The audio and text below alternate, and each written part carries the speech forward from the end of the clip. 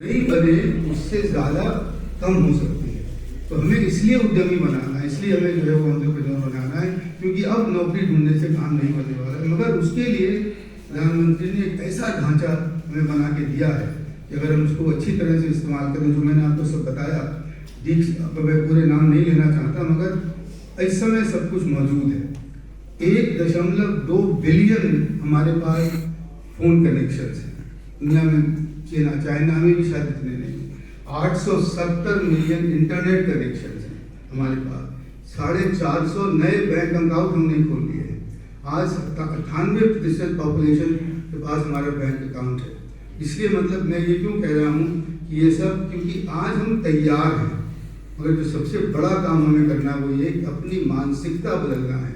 और मानसिकता बदलना ये कि हम अपने देश में सबसे ज़्यादा योगदान उद्यमी बन के, एंटरप्रेन्योर बन के, नए सिरे से सोच कर, और हम दूसरों को जो है वो नौकरी देकर हम आगे बढ़ सकते हैं। बनस्पत ये कि हमारा मध्यम वर्ग अभी भी ये सोचे कि सरकार की नौकरी सबसे अच्छी है, तो इसलिए 7,000 नौकरियाँ एडवर्टाइज होती हैं तो 7 लाख लोग उसमें अप्लाई करते हैं। वो दिन, वो दुनिया, वो जो है वो पुराने दिन है। अब इसमें जो 2-3 चीज़ें बस हैं, जैसे कि मैंने कहा भी कि डेमोग्राफिक डिविडेंड कह के कई बार ये होता है कि हाँ भाई है, अब तो ठीक है, तो हो जाएगा। डेमोग्राफिक डिविडेंड को हमें अर्न करना पड़ेगा, हमें उसको निकालना पड़ेगा। कैसे करें उसके लिए 3-4 चीज़ें मैं कहूँगा बस। एक तो ये कि खास साफ जाहिर है कि शिक्षा की पद्धति को, शिक्षा के पूरे क्षेत्र को बहुत आमूल-चूल परिवर्तन करने की आवश्यकता है।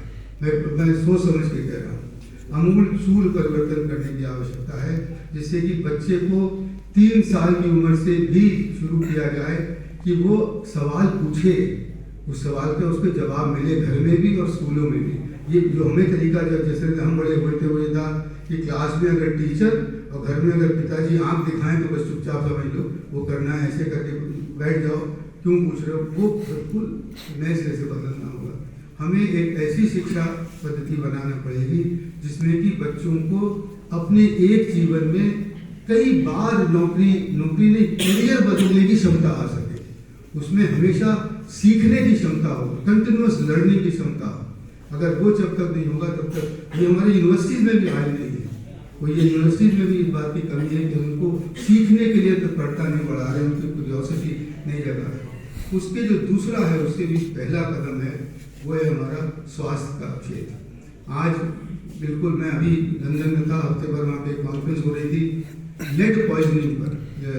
लेड पॉइजनिंग 27.5 करोड़ बच्चे हिंदुस्तान में, दुनिया भर में सबसे ज़्यादा लेड के पॉइजनिंग से एक्सपोज हैं।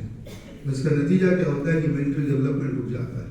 जब वो बड़ी उम्र में होता है लेड पॉइजनिंग, तो उनका डिमेंशिया और अल्जाइमर डिजीज़ ज़्यादा बढ़ जाती है। और बड़ी अफसोस की बात है कि आज हमारी हल्दी में सबसे ज़्यादा लेड क्रिएशन हो रहा है। मैं इस बात को क्यों उठा रहा हूँ कि जो बच्चे जो हैं हमारे, जो कल के भविष्य हैं, उनमें से 35% आज कुपोषित है, उनका ब्रेन का डेवलपमेंट पूरा नहीं होता। ये नेशनल फैमिली हेल्थ सर्वे का डेटा है। उसको हम कैसे पूरा करें? 50% माएँ हमारी एनीमिक हैं। इस हेल्थ को अगर हमने नहीं किया तो हम शिक्षा में कुछ भी करेंगे, मगर बच्चे इस काबिल ही नहीं होंगे कि उस शिक्षा को ग्रहण कर सकें। तो ये एक बहुत बड़ा एक हमारे पास चैलेंज है जिसको हम कर सकें। और एक आखिरी चीज़, मतलब कहने को तो बहुत कुछ है, मगर फिर वही बात है कि अगर मैं संक्षेप में कहूँ तो शायद आप लोगों को याद रहे कि आज हमारा जो स्मॉल एंड मीडियम एंटरप्राइज है, जो हमारे छोटे लेवल लोग हैं, जो 30% GDP प्रोवाइड करते हैं, 35% निर्यात करते हैं, कम से कम 80% लोगों को एम्प्लॉयमेंट देते हैं इनफॉर्मल सेक्टर को। आज कोई भी आंकड़ा, EY का आंकड़ा ले रहा हूँ कि उनके पास $250 बिलियन की क्रेडिट की कमी है, उन तक क्रेडिट पहुँचता ही नहीं है। जो हमारे जो बैंकिंग सिस्टम है, जो हमारे इनफॉर्मल सिस्टम है, उस तक नहीं पहुँचता। अपनी फैमिली के पैसे से लेकर किस तरह से कह के 63 करोड़ एक पिछली आई थी, इनमें से 5,000 को सिर्फ फॉर्मल क्रेडिट मिलता है।